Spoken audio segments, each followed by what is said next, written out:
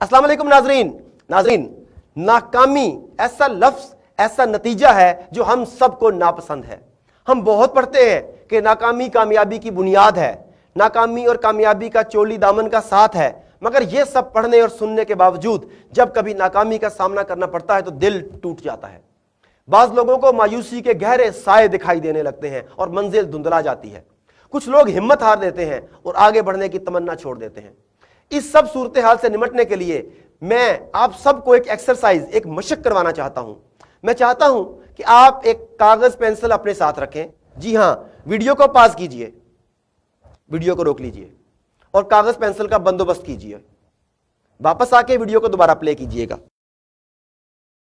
जी नाजरीन, आप वापस आ चुके हैं। अब मैं आपसे चंद सवाल पूछूंगा और आपने फी सवाल 20 सेकंड के अंदर अंदर जितने जवाबात मुमकिन हो वो लिखने हैं। एक सवाल का जवाब लिखने के लिए आपके पास सिर्फ 20 सेकंड है।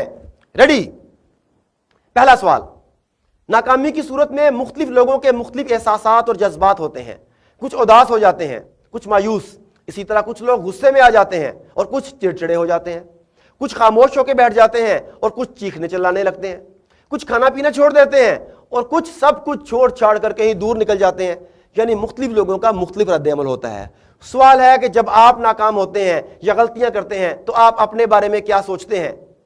आपकी अपने बारे में क्या राय होती है? आपके पास सिर्फ 20 सेकंड है, फौरन निकलाइए।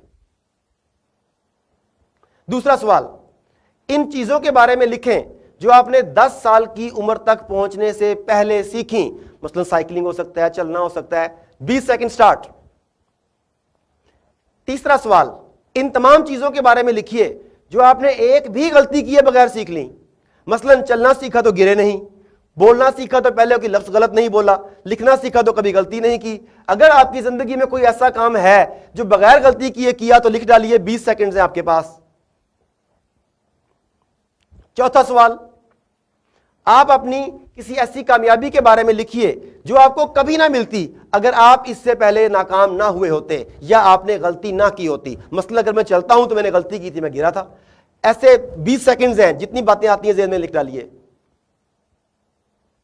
पांचवा सवाल, अपनी गलतियों और नाकामियों से आपने सबसे अहम सबक क्या हासिल किया वो लिखिए। 20 सेकंड है।